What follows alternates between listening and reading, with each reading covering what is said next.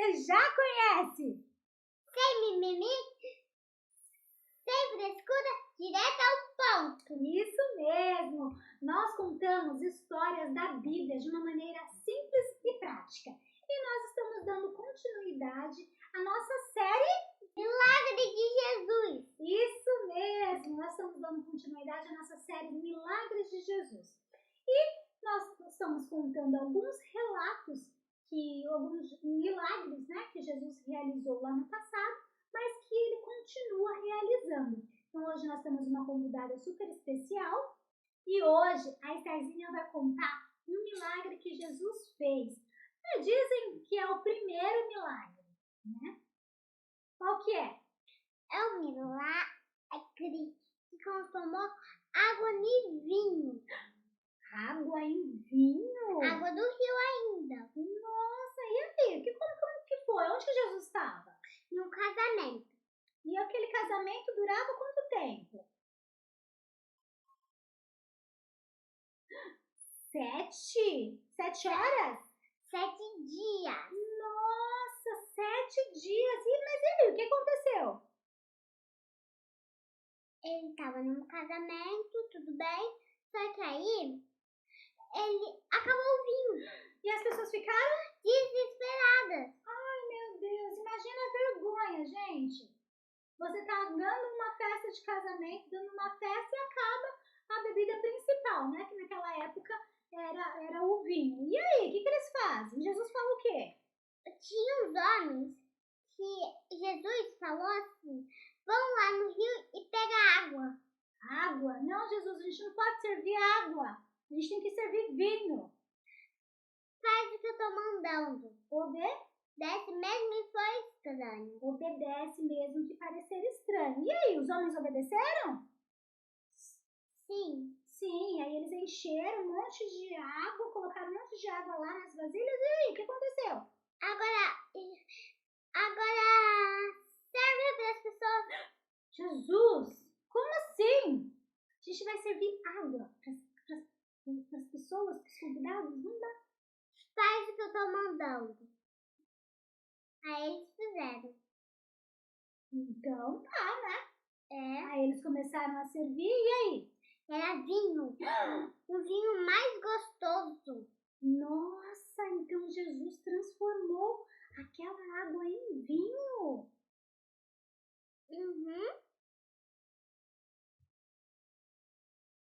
Muito bem! Assim como Jesus transformou a água em vinho, Jesus até hoje transforma as nossas vidas. A minha vida foi transformada por Jesus. A vida da Estarzinha foi transformada por Jesus. E hoje nós temos uma convidada mais que especial, né? Ela entrou na nossa vida de uma maneira sobrenatural e ela vai contar um pouquinho da transformação que Jesus fez na vida dela. Fala, galera! Estamos aqui, como prometido, estamos com a Daniela Souto, que é psicoterapeuta, ela também é analista comportamental, ela é mãe da Melinda, mãe do Andrew, esposa do Michael e é o mais importante, ela é serva do Senhor. E hoje ela está aqui para contar um pouquinho da transformação que Deus fez na vida dela. E aí, Dani, tudo bem? Tudo bem, Ana? Primeiramente, quero agradecer, né, por você confiar a mim de trazer o testemunho.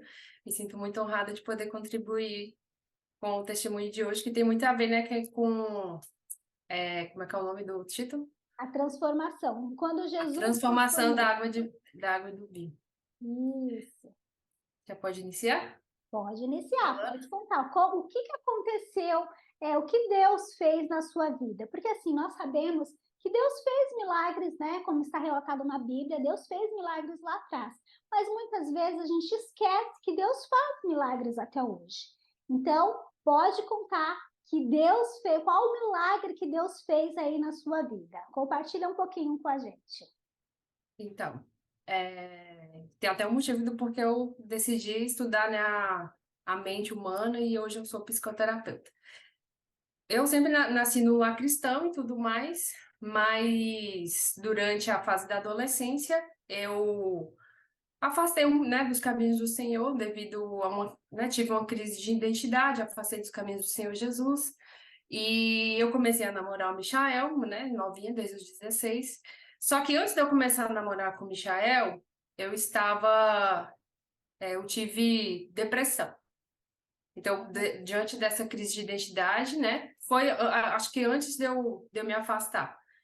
E aí eu tive depressão, eu não saía de casa, eu tinha idealizações suicidas, então eu achava que ninguém me amava, que só minha mãe me amava, então eu ficava naquela crise, tipo, eu ouvia o tempo todo, tira a sua vida, ninguém te ama.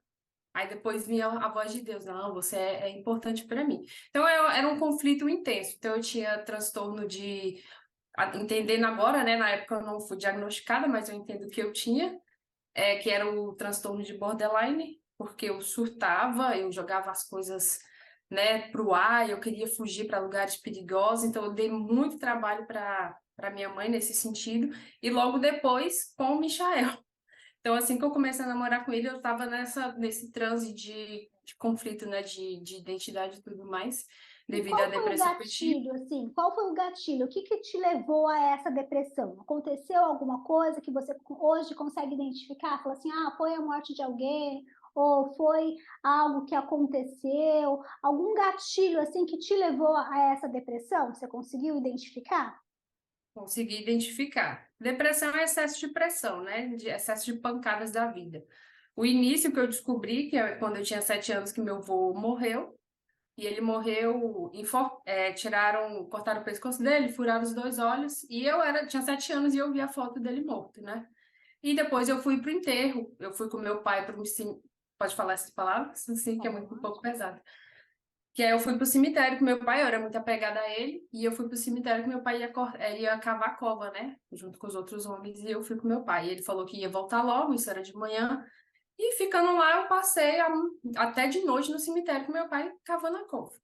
Aí ficou registrado esse gatilho aí, de eu ter visto ele morto, de eu ter passado angústia, medo, né, lá no cemitério com meu pai, porque eu era criança. Quando a gente chegou lá, teve muito conflito, né, por causa, né, de saber quem é que fez, o que aconteceu, enfim. E aí, durante 7 anos depois, que foi com 14 anos, eu comecei a querer só ver gente morta. Eu pesquisava gente morta, a minha mãe via que eu pesquisava, né, a minha satisfação era ficar vendo as pessoas, quem é que tinha morrido, como é que morreu. Então eu ficava vendo aquilo, eu queria ver sangue.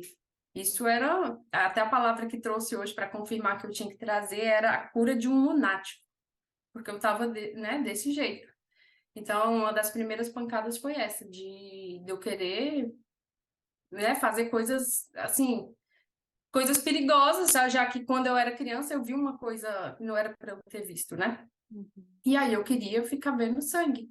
E foi quando eu comecei a ficar com depressão. Só que nessa época também a minha irmã sofreu um acidente, então ela ficou na cadeira de roda, a gente não tinha mais tanta minha mãe por perto, então eu sentia muita falta dessa minha irmã, porque a gente dormia junto.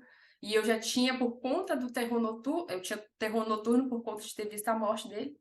Então eu não dormia à noite, então fiquei submetida a não ter minha mãe mais por perto, nem meu pai tanto por perto, nem minha irmã, que eu dormia com ela, então eu fiquei nesse buraco existencial de conflito. Então eu tinha vontade não entendi o motivo, mas hoje eu entendo, né? Então eu tinha vontade de me suicidar, de fazer besteira, de jogar da ponte, olhava pros carros assim, de vontade e falava assim, se eu me jogar daqui. Aí toda vez quando eu pensava, vou me jogar, aí eu falava, mas e se eu não morrer? Aí eu, A não, sua mas Deus tem preocupação, a sua preocupação era de não morrer, não. Minha preocupação era, e se eu me jogar e não morrer? Então é um Aí vinha a alerta. voz, né, do Espírito Santo e falava, mas e se Deus tiver uma obra na minha vida? Eu falei, não, eu vou ficar pelo que Deus tem na obra na minha vida, porque eu, né, conhecia a palavra, nasci no berço evangélico. Então eu ficava nessa crise né, do inimigo jogando setinha e Deus, né, com a sua palavra lançando para mim de que não era aquilo que eu deveria fazer. Então, eu vivia Nossa, eu surtava demais. Quem é meus vizinhos que moram perto, via meus gritos, eu gritava demais por qualquer coisa, eu era lunática. lunática. E quando foi a grande virada, assim, o que que aconteceu? Qual foi, assim, você descobriu como foi o gatilho, né, que te levou a Hoje essa que eu descobri esse depressão? gatilho, né? Uhum. Hoje eu Na época não descobri tinha só como o saber. gatilho, mas a cura mesmo veio através da obra do Espírito Santo mesmo, que foi, já tinha se passado mais 7 anos, né, 14, que eu fiquei nessa turbulência né, com a minha mãe, uma turbulência com o Marco por conta das minhas crises e tudo mais. Aí foi quando eu fiquei mais 7 anos e eu tinha muita vontade de voltar para a igreja e eu não conseguia. E era meu sonho participar da mocidade, porque eu saí na época da mocidade, né, com 14 anos. A sair assim, não podia participar por conta né, eu já te contei, só por causa de vestimenta, que eu achava que eu não podia usar calça, então eu me afastei da igreja. Não de Cristo, assim, mas conforme uma coisinha leva a outra, né, eu me afastei da igreja. Então eu fiquei 7 anos afastada da igreja, com esses problemas, e perante a minha depressão eu não conseguia estudar. Porque lá na infância eu era dedicada, esforçada, tirava notas boas, eu comecei a reprovar. Então eu reprovei acho que 4 vezes a 8ª série, então eu fiquei 4 anos, né, travada na questão de estudos. E emprego também, tipo assim, o emprego que eu tinha na minha vida na adolescência foi só estágio. Não tinha aquela coisa, né, mais fixa de um trabalho. Então eu não tinha, eu era uma menina que tinha reprovado, isso para mim era uma vergonha, porque eu jamais imaginei que eu ia dar esse desgosto, esse trabalho com minha mãe, porque eu tinha capacidade eu tinha, né, o entendimento das coisas, eu sabia das coisas, mas devido à depressão e tudo mais, eu ia desistindo, eu não conseguia mais me dedicar às coisas normais. Então, por eu ter reprovado na escola, o emprego também não podia ficar comigo, então eu conseguia, né, começar a dar trabalho no primeiro emprego que eu tive também. Então foi essa turbulência aí, questão de estudo, na maternidade, né, com a minha mãe, com o relacionamento, foi uma turbulência mesmo, durante essa fase. E foi quando Jesus pediu para mim um jejum de 3 meses. Eu acho que eu tinha 20 anos, por aí, e aí ele falou, faz um jejum de 3 meses. E aí eu iniciei, e durante esse jejum de 3 meses, Deus transformou a minha vida emocional, transformou o meu estado de espírito, que eu não conseguia mais gritar por nada. Eu não conseguia mais surtar, as pessoas podiam fazer as coisas por mim e eu ficava assim. As pessoas hoje falam assim, nossa, não parece que você gritava tanto, porque foi a transformação mesmo da água pro vinho. Eu não consigo mais ser aquela Daniela lunática de antes. Aí, conforme, né, eu fui fazendo o jejum, Deus foi me transformando e eu fui sentindo aquela transformação, aquela paz. E de uma menina que tinha reprovado, eu tinha voltado, né, terminei os estudos, comecei a faculdade. Aí, no ano que eu estava para terminar a faculdade, foi quando eu comecei o jejum. Deus transformou meu relacionamento com o Michael, que estava, tipo assim, já acabado, né? Deus transformou, a gente se casou. Eu voltei para a igreja, aí deu tempo de eu participar, antes de eu me casar, né? De participar da mocidade, que era meu sonho, que foi uma festa linda que eu participei do grupo de jovens, que era meu sonho. Se eu casasse, eu não podia mais participar do grupo de jovens, né? Aquele sonho de menina lá de trás, eu pude participar, junto com a minha irmã. E aí eu me casei, foi tudo assim, no mesmo ano. Foi da água pro vinho assim, ó. Acho que não sei se foi em fevereiro para julho, mas em setembro aí deu aquela virada depois dessa transformação. Que é assim que eu olho para trás e penso, só Jesus mesmo para fazer uma transformação dessa, que seria impossível. Que aí que Deus fez, né, a transformação. Eu me formei, eu e Michael casamos, eu participei do grupo da mocidade, e aí eu batizei, que eu não era batizada, foi tudo um atrás do outro. E Deus nos deu a nossa loja. Então, né, de uma pessoa que não tinha estudo, consegui me formar. De uma pessoa que não conseguia firmar emprego, Deus abriu o nosso próprio negócio. De um relacionamento desgastado, né, por tudo, Deus restaurou e aí nós nos casamos. E de uma vida espiritual bagunçada, Deus foi lá e realizou o sonho de menina e me colocou na presença de Deus. Aí depois a gente, né, depois de ter participado do grupo de jovens, a gente assumiu depois um grupo de louvor. E o que te levou a buscar? Assim, alguém te falou? O que aconteceu que você ouviu a voz de Deus e falou assim, eu preciso me reconectar com Deus, ter um relacionamento verdadeiro com Deus, que você começou, foi assim, a grande virada de chave. Assim que você falou assim, eu preciso enxergar a Deus, e aí que você tomou essa decisão de começar a fazer o jejum? Então, desde pequenininha, eu já fazia jejuns, né? Lá na igreja tinha uma cartelinha que quem jejuasse anotava, e eu anotava, e eu fazia todos. Eu falei, eu quero jejuar. E desde pequenininha que eu ouço a voz de Deus, né? Que Deus fala comigo e eu entendo a voz dele. Só que quando a gente está afastado, aí eu sempre falo assim, quando a gente está longe de Deus, Deus continua falando com a gente. Ele fala. Só que quando a gente faz a vontade dele, né, renuncia para estar diante da presença dele, ele mora dentro da gente. Então fica mais fácil ainda de discernir a voz dele. E ele sabia que eu queria, então eu me lancei, Deus, o que que o senhor quer, né? Aí eu peguei e falei, vou fazer.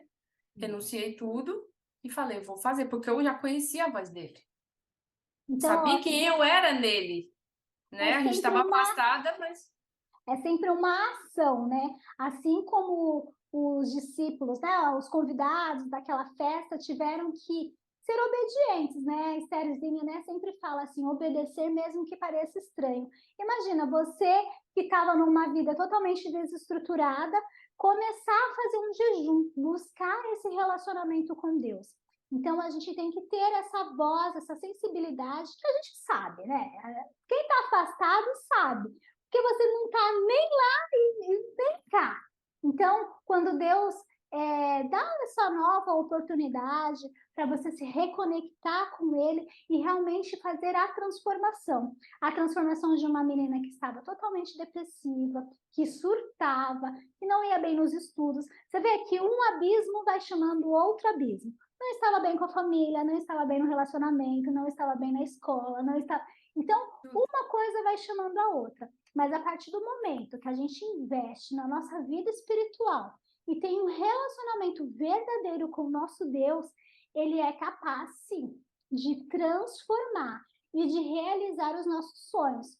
Assim como você hoje tem uma família estruturada, você tem os estudos, você tem uma vida financeira estável, mora onde você escolheu morar, né? Então, hoje a gente vê a verdadeira transformação de Deus.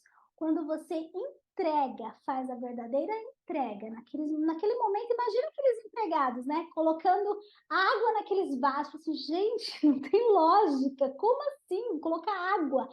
E aí, quando eles obedecem, tem que ter o passo, tem que obedecer. E tem que confiar, tem que ter a fé, porque na hora que eles foram servir, né? Gente, eu fico imaginando, né? A gente vai contando as histórias assim, a gente realmente navega na história. E a gente vê que não, eram pessoas iguais a nós, né? Então, imagina aquela pessoa encher aquele vaso de água e, de repente, ter vinho.